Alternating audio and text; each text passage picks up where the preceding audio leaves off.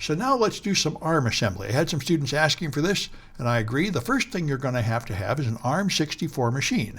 Now, if you have a Mac on Apple Silicon, I'm using an M4 now, M1 to M4, then you just put Linux on your machine and you'll have ARM64 hardware. If not, you can emulate it. If you do ED41, you can make an ARM64 emulator on Intel processors. So you get a machine that has ARM, and here's an ARM assembly project to play with. So the first thing, of course, you got to make sure you have the right architecture. So let me get to my, there. So I clear this, and like I did earlier today, let's do uname -a. You do this, and you should see ARM64 and AArch64. If you don't, you're not going to be able to do this project, not until you get yourself an ARM processor. And now there's some stuff to install, binutils and GDB. They should already be installed by default on a Debian Linux, but in case they aren't, you can put them there. Now I think I'm going to have to make it on this machine. Let me go up. Yeah, let's make a directory for ASM310 and go in there. All right, and let's get hello.s, whoops, nano. All right, so here's Hello World. And by the way, I'm glad I did this. Students were asking for this. It's actually not easy to find a good Hello World or a couple examples to get you started. If you try on the web, the AI did a bad job and the web pages were all contradictory and complicated. It was a whole lot harder than it should have been to find one that worked, but I finally managed to make one that worked. The couple of weird things about ARM assembly. One of them is that the system call for write is 64 and read is 63 and exit is 93 instead of using the small numbers before like 1, 3, and 4, 1, 4, and 5, whatever it was. The storage of bytes down here is very much the same. And remember the registers, there are 64 of them, or else 32 of them. There's a lot. I think there's a whole lot of them from X0 up to, I think, X31. I think there's 32 of them. So anyway, the other thing that's very strange is when you load an address, you have to put an equals in front of it. And I don't really understand why. I found out experimentally it doesn't work if you don't put the equals there. And when I tried to get a clear explanation of exactly what that equals did, I wandered into a dark place of great complexity. There are a bunch of different prefixes for a bunch of different address mode in ARM. ARM is pretty complicated. Anyway, all I know is you got to have that equals there or it doesn't work.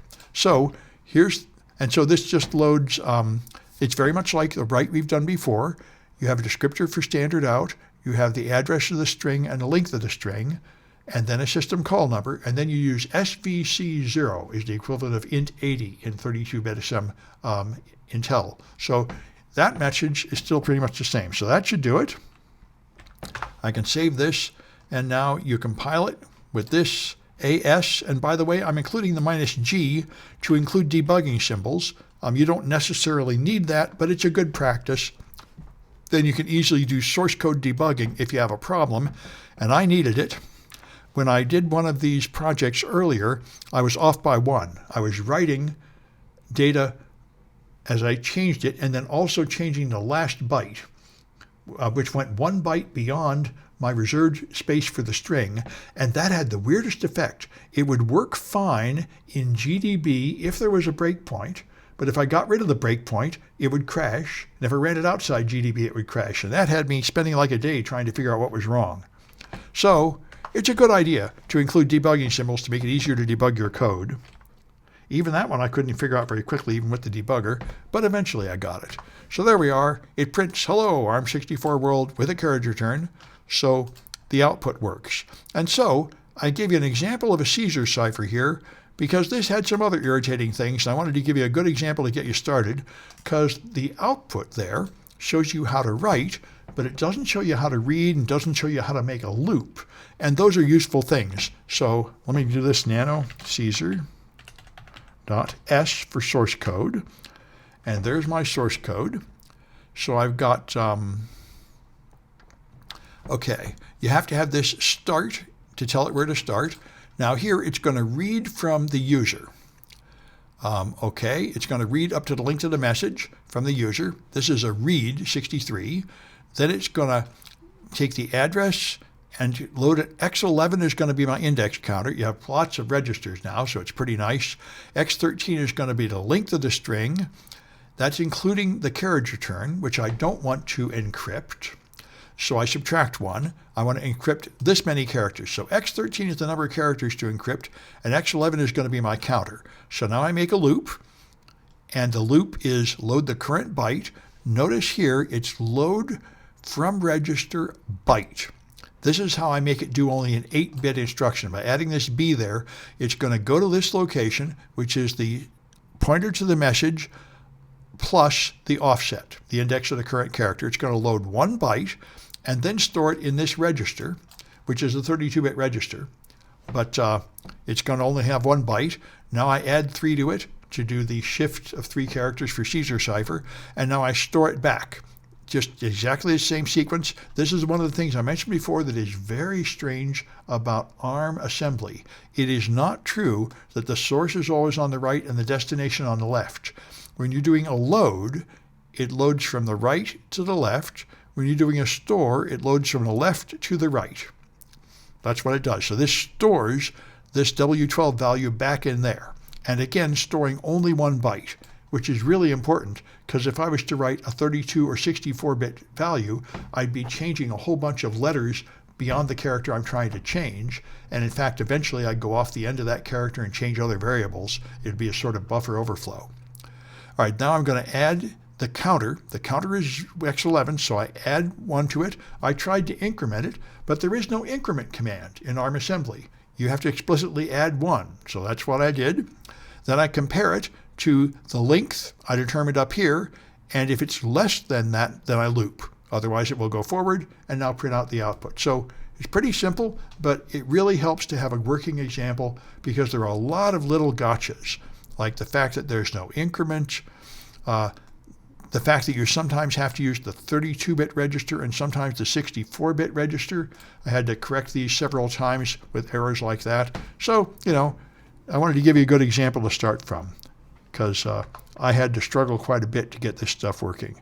So let's assemble it Caesar. This will do the compile, and then the load, or link rather.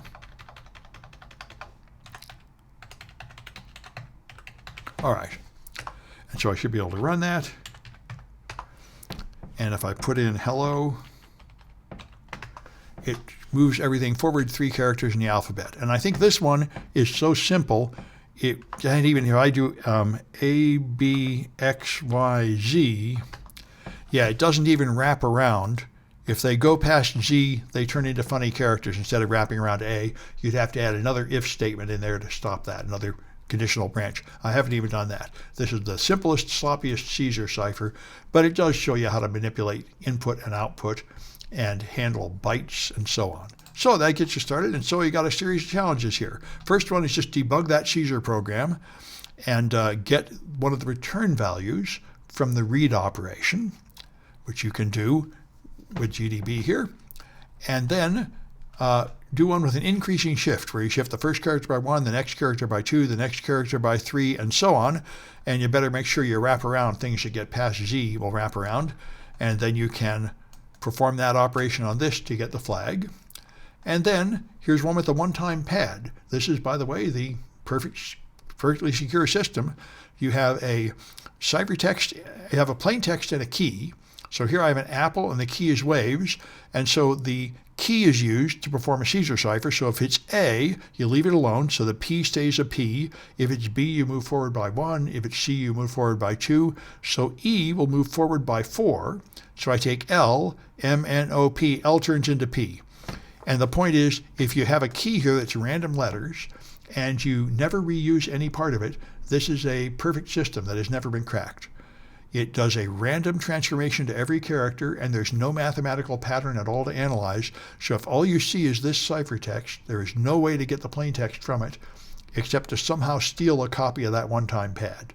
So even though it's using the simple Caesar cipher substitution technique, it is perfectly secure as long as you secure the one-time pad and never reuse any portion of it. Anyway, so here Here's my example of an encryption routine working correctly, and you should make a decryption routine to decrypt this ciphertext with that key to get the flag. So that should be, I think those are good instructive operations to get you doing a little ARM assembly. All right, and that's all I wanted to show you.